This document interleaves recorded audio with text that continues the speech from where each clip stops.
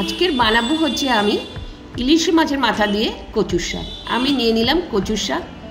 আর দেখো, কচুর শাক কাটার আগে কিন্তু একদম ছুরিতে আমি ভালো করে তেল মাখিয়ে নিয়েছি, তাহলে না হাতটা কালো হবে না আর চুলকোবেও না। তো দেখো, আমি সুন্দর করে দুটো হাতে মেখে নিলাম। এবার গ্রিন কালারের যেটা রয়েছে, দেখো দু রকমের কচু হয়, কিন্তু গ্রিন কালারের কচু হয় একটু সবুজ আর কি, বেশি সবুজ, আর হচ্ছে একটু কালচে কালচে এরকম একটা কচু হয়। দেখো, আমি দু রকমেরই কচু তোমাদেরকে দেখিয়ে দিচ্ছি।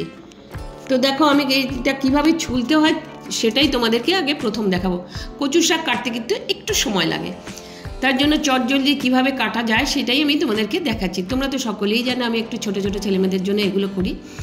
তো হচ্ছে ছুরি দিয়ে প্রথমটা দেখাচ্ছি। হ্যাঁ, ছুরি দিয়ে দেখলে কিভাবে আমি কাটলাম আর কিভাবে ছাড়ালাম। দেখো, প্রথমটা ওই ওপর দিক দিয়ে এরকম করে ছাড়িয়ে নেবে, আবার ব্যাক সাইড দিয়েও ছাড়িয়ে নিতে পারো যদি থাকে আর কি আঁশ। তো এবার দেখো, আমি কালো কচুগুলোও নিয়ে নিলাম। এগুলোকে অনেক সময় কৃষ্ণ কচু বলা হয়।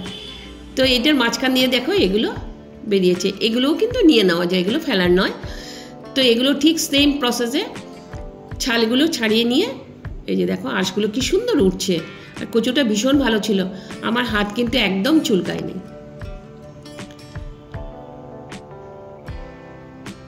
ঠিক এইভাবে পরপর পরপর কেটে নিতে হবে।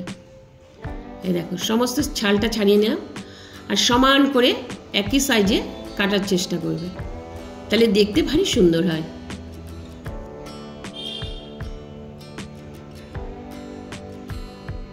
আর আমি কিন্তু বাজার থেকে এনেই সুন্দর করে কচুগুলোকে কিন্তু ওয়াশ করে নিয়েছি। বড় একটা বালতির মধ্যে তোমরা চুবিয়ে নেবে, সুন্দর করে পরিষ্কার হয়ে যাবে। কেন বলো তো, বর্ষাকালের কচু তো এখন অনেক কীটপতঙ্গ বেশি থাকে আরও। তো দেখো, আমরা বটি দিয়েও কীভাবে ছাড়িয়েছি সেটা তোমাদেরকে দেখিয়ে দিচ্ছি।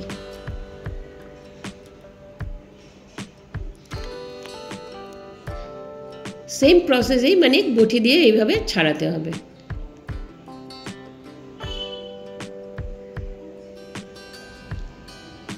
এই দেখো, কচুর প্রত্যেকটা আঁশ কিন্তু এইভাবে সুন্দর করে তুলে নিতে হবে। তো দুরকম প্রসেসে তোমাদেরকে আমি দেখিয়ে দিলাম।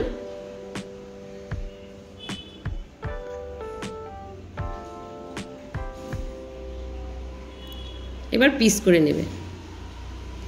এই দেখো, এটার মাঝখানেও কিন্তু এই দেখো আর একটা ডগা রয়েছে।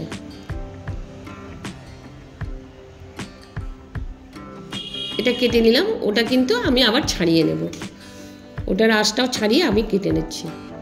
তো আমার সমস্ত কচুগুলো সুন্দর করে কেটে নিচ্ছি, নিয়ে আমি বড় একটা ঝুড়ির মধ্যে এরকম নিয়ে আমি ভালো করে ওয়াশ করে নেব আবারও।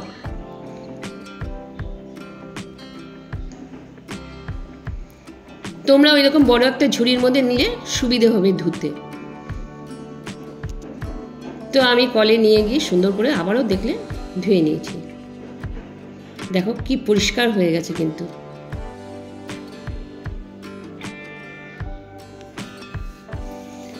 এবার আমি একটা কড়াই নিয়ে নিলাম, তার মধ্যে দিয়ে দিয়েছি খানিকটা জল।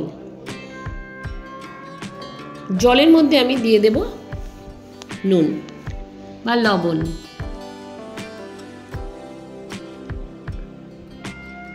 আমি 1 আঁটি কচুর শাক নিয়েছি। তো তোমরা সেরকম পরিমাণ আর পরিমাপ তোমাদের সবসময় বলি, ওইটা যদি ব্যালেন্সটা ঠিক রাখতে পারো তাহলে কিন্তু রান্নার স্বাদ এমনিতেই বেড়ে যাবে। তো নুন জলটা আমি একটু নাড়িয়ে দিলাম, এরপরে আমি কচুগুলো ঢেলে দিচ্ছি।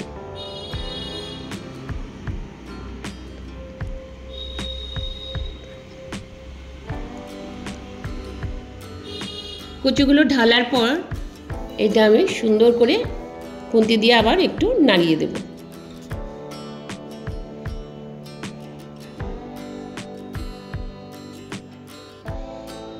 এই দেখো, খুন্তি দিয়ে আমি সুন্দর করে এগুলো নাড়িয়ে দিচ্ছি, কারণ আমার কড়াইটা একটু ছোট, যদিও একটু বয়েল হলে পরে কিন্তু তোমরা ঘাবড়াবে না, বয়েল হলে পরে কিন্তু একদম অল্প হয়ে যাবে। এখন আমি চাপা দিয়ে দিলাম। তো আমার মাত্র 3 মিনিট লাগলো, কচুটা খুব ভালো কচু ছিল, মাত্র 3 মিনিট লাগলো এটা সেদ্ধ হতে। দেখো কি সুন্দর সেদ্ধ হয়ে গেছে, কতটা দিয়েছিলাম আর কতটুকু হয়ে গেছে।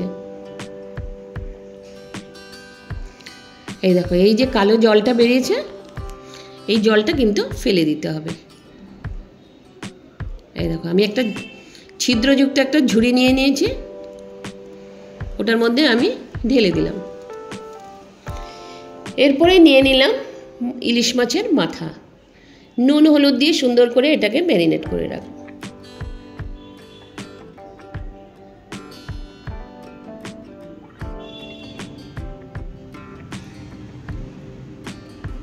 তো দেখো কি সুন্দর করে এটাকে ম্যারিনেট করে রাখলাম।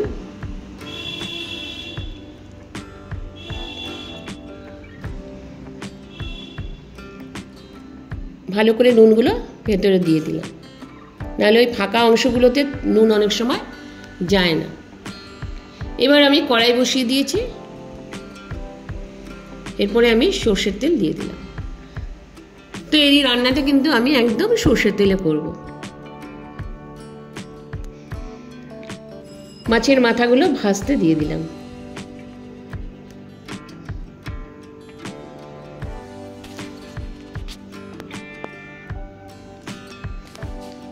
সুন্দর করে এক পিঠ ভাজা হয়ে গেছে, এবার উল্টো দিকটা আমি ভেজে নিচ্ছি।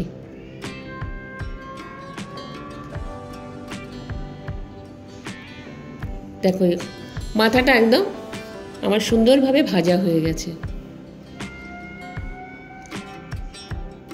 আর ইলিশ মাছের মাথা থেকে একটু তেল বেরোয়, তোমাদের যদি প্রয়োজন হয় তোমরা একটু তেল দিতে পারো, তোমাদের ওই বললাম পরিমাণ আর পরিমাপ তোমরা কত, আমি তো 1 আঁটি নিয়েছি, তোমরা যদি বেশি আঁটি নাও তাতে যতটা পরিমাণ তেল দেওয়ার দরকার দিতে পারো।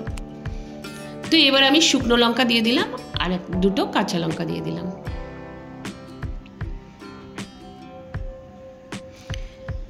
এরপরে দিয়ে দিলাম 5 ফোড়ন।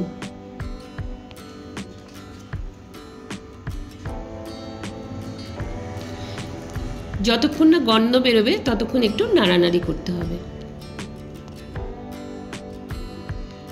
সুন্দর করে নাড়িয়ে দিয়ে দেখো আমার ফোড়নটা কিন্তু হয়ে গেছে। এবার আমার বয়েল করা কচুটা আমি দিয়ে দেব। জল ঝরিয়ে নিয়েছি, কোনো অসুবিধা নেই। এবার এটাকে ভালো করে ভাজতে হবে।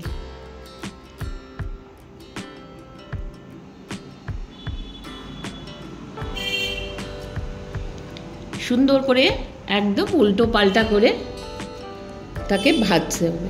যত ভাজবে তত এটার স্বাদ বাড়তে থাকবে। তো এবার আমি দিয়ে দিলাম নুন।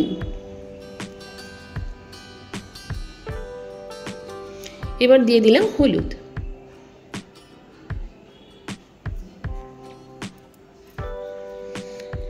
এগুলো দিয়েও আমি আবার সুন্দর করে নাড়িয়ে নেব।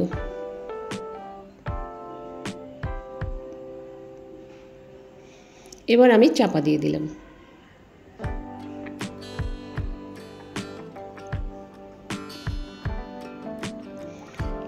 দু মিনিট বাদে আমি চাপাটা আবার খুলে নিয়েছি।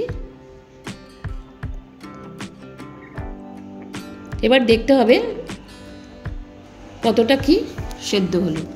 তো এর মধ্যে আমি দিয়ে দিলাম একটু চিনি। তোমরা চাইলে চিনি দিতেও পারো, নাও দিতে পারো, সেটা সম্পূর্ণ তোমাদের উপর ডিপেন্ড করবে। তো মাছের মাথাটা আমি দিয়ে দিলাম, দিয়ে এবার আমি এটাকে নাড়বো। আমি কিন্তু মাছের মাথাটা দিয়ে বেশি নাড়ানাড়ি করব না, মানে মাছের মাথাটা আমি ভাঙবো না। মাছের মাথা বেশি ভেঙে দিলে না কচু শাক খেতে কিন্তু লাস্টে খুব সমস্যা হয়, সেই জন্য আমি মাথাটা খুব একটা ভাঙবো না। তো এইভাবে আমি আবারও চাপা দিয়ে দিয়েছিলাম। তো এইবার আমি কষাতেই থাকবো, যতক্ষণে না একটা মন্ড টাইপের হচ্ছে ততক্ষণ কিন্তু আমি ভাজতেই থাকবো। এটা যতক্ষণে মন্ড হবে তোমরা বুঝতে পারবে কি করে, দেখো আমি সেটাই বুঝিয়ে দিচ্ছি যে বেশ সুন্দর করে কষাবে। কষিয়ে যখন দেখবে জিনিসটা একদম মন্ড টাইপের একটু হয়ে গেছে, খুন্তির মধ্যেও লাগছে না, তখন বুঝতে হবে যে কচু শাকটা হয়ে গেছে। আর ভীষণ সুন্দর একটা গন্ধ বেরিয়েছে, কিন্তু তাতেও খানিকটা বোঝা যাবে। দেখো আমার ইলিশ মাছের মাথাটা কিন্তু ভাঙিনি, ওই দেখো একটু আস্ত রাখার চেষ্টা করেছি। গরম ভাতে এই কচুর শাক কিন্তু ভীষণ ভালো লাগে, তাই না বলো বন্ধুরা? দেখো ঠিক এইরকম একটা মনো টাইপের হয়ে গেলে বুঝতে হবে যে মোটামুটি কমপ্লিট কচুর শাক। তো আমি কচুর শাক কমপ্লিট করে একটা প্লেটে নামিয়ে নিলাম। গরম ভাতে ইলিশ মাছের মাথা দিয়ে কচুর শাক, আহা দারুণ, তাই না বলো? তো ব্লগটা যদি কোথাও কিছু ভালো লেগে থাকে লাইক করো, শেয়ার করো, সাবস্ক্রাইব করে দিও। নতুন বন্ধুরা অবশ্যই একটু একটু করে দিও। তো ভালো লাগলে অবশ্যই কিন্তু করো, বলো না। টাটা, নতুন ব্লগের সাথে আবার তোমাদের সঙ্গে দেখা করবো, ঠিক আছে? চলো।